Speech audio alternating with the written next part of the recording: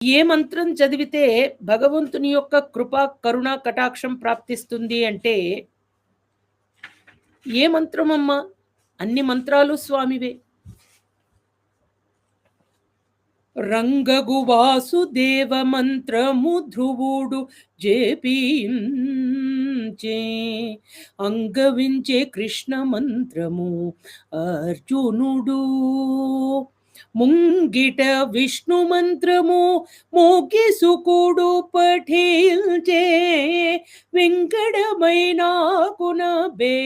వెంకటేశు మంత్రము. అన్ని మంత్రములు ఇందే ఆవహించెను,